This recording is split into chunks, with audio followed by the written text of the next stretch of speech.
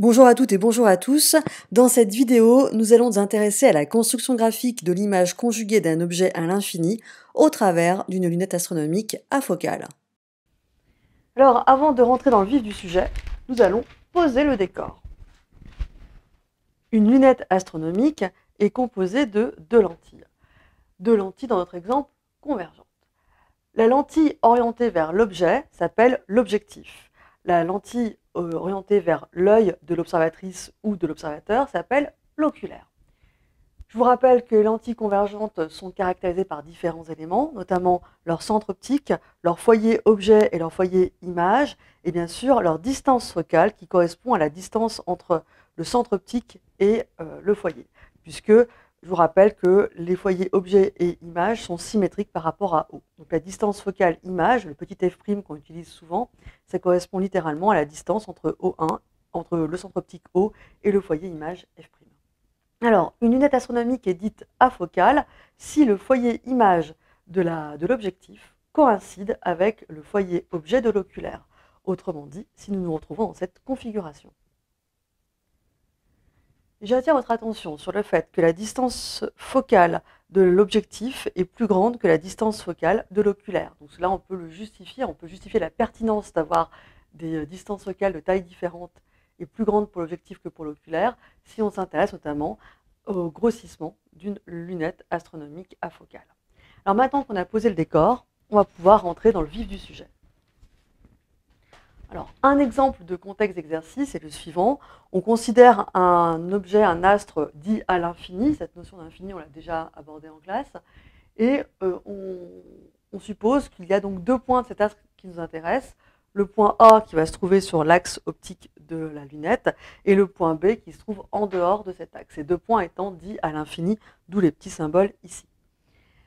Alors, première situation, on peut vous proposer de commencer à tracer un rayon issu du point B, arrivant avec un angle non nul par rapport à l'axe sur la lunette astronomique.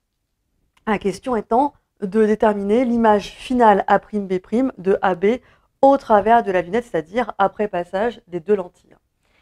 Alors, la première chose à savoir, c'est que tout objet qui se trouve à l'infini va avoir une image qui se forme dans le plan focal de la lunette qui est traversé par ces rayons.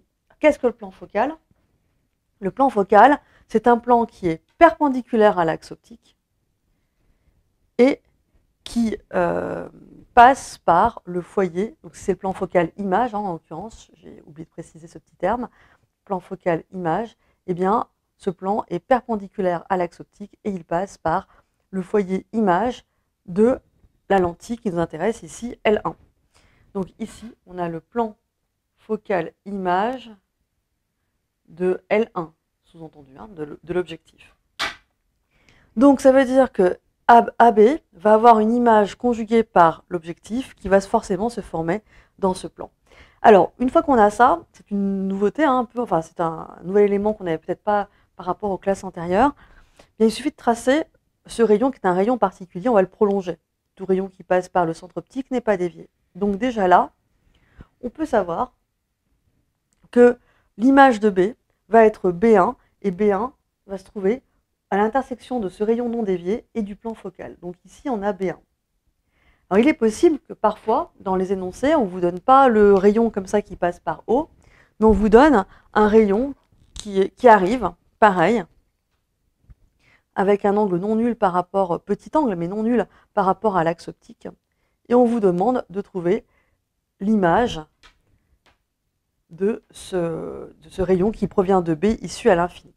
Eh bien, l'astuce consiste à tracer d'abord un autre rayon parallèle comme ici en noir, et forcément, si B, l'image de B est B1, eh bien, ce rayon qui est issu aussi de B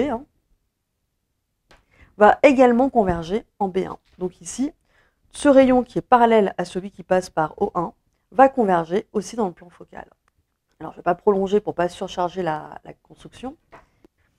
Voici. Donc, le point de concours de ces deux rayons coïncide avec B1, image de B, au travers de l'objectif, la première lentille.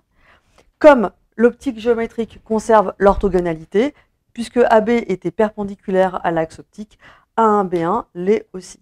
Donc, autrement dit, on va avoir ici ce qu'on appelle l'image intermédiaire,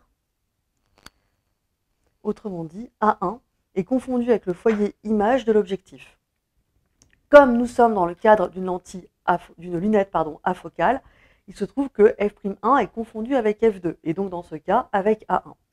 Maintenant, il nous reste à déterminer l'image de A1B1 au travers de la lentille L2, autrement dit au travers de l'oculaire. On se retrouve dans une situation quasiment équivalente à ce qu'on connaît déjà d'habitude, c'est-à-dire un objet devant une lentille, un objet qui a une distance finie et non pas infinie. Il y a un premier rayon qui est facile à tracer, c'est bien sûr un rayon qui passe par O et qui n'est pas dévié.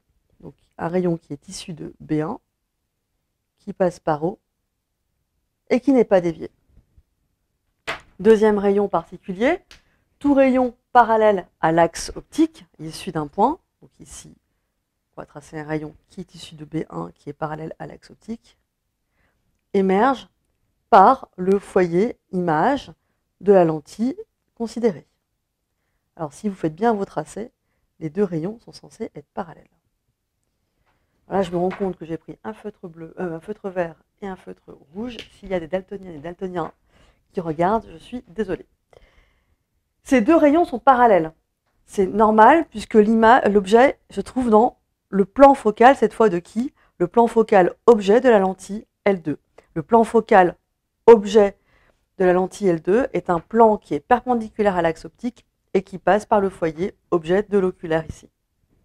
Tout objet qui se trouve dans ce plan va avoir des rayons qui vont émerger de manière parallèle entre eux. Un petit peu comme c'était le cas ici. On avait des rayons qui étaient parallèles entre eux car l'objet était à l'infini. Ils vont converger dans le plan focal image, cette première lentille. Vous avez un objet dans le plan focal objet de la deuxième lentille. Les rayons vont sortir parallèles entre eux, autrement dit, l'image sera projetée à l'infini. Alors on peut se demander, qu'advient-il de ce rayon ici? Ce premier rayon qui était initialement donné dans mon exemple de contexte d'exercice. Puisque B1 est dans le plan focal de l'oculaire, tous les rayons qui vont être issus de B1 et qui vont traverser la lentille vont tous ressortir parallèles entre eux. Autrement dit, vous allez tracer un rayon parallèle au rayon rouge et vert dans mon exemple. Ainsi, l'image finale, qu'on peut appeler A'B', sera, elle aussi, à l'infini. Donc on avait un objet à l'infini qui donne au travers de ce système une image à l'infini avec, je pense que vous commencez à vous en douter, en revanche, des angles différents entre l'axe optique avant la lunette et l'axe optique après la lunette. D'accord ? On peut noter d'ailleurs ici l'angle avec lequel les rayons arrivent sur la lunette et l'angle avec lequel les rayons en ressortent. Donc on voit qu'ici θ' est plus grand que θ, c'est tout l'enjeu de la lunette astronomique, c'est d'avoir un grossissement plus grand que 1. Alors pourquoi on veut aussi une image finale à l'infini? Je vous rappelle, c'est pour si notre œil observe des rayons qui viennent d'objets lointains, c'est-à-dire des rayons qu'on peut considérer comme parallèles entre eux, on ne fait pas d'effort avec les muscles ciliaires pour observer donc, cet objet. Ainsi, on est dans une situation où l'œil n'accommode pas. Voilà, j'espère que vous en savez un petit peu plus sur la construction graphique de l'image conjuguée d'un objet à l'infini observé au travers d'une lunette astronomique afocale. À bientôt.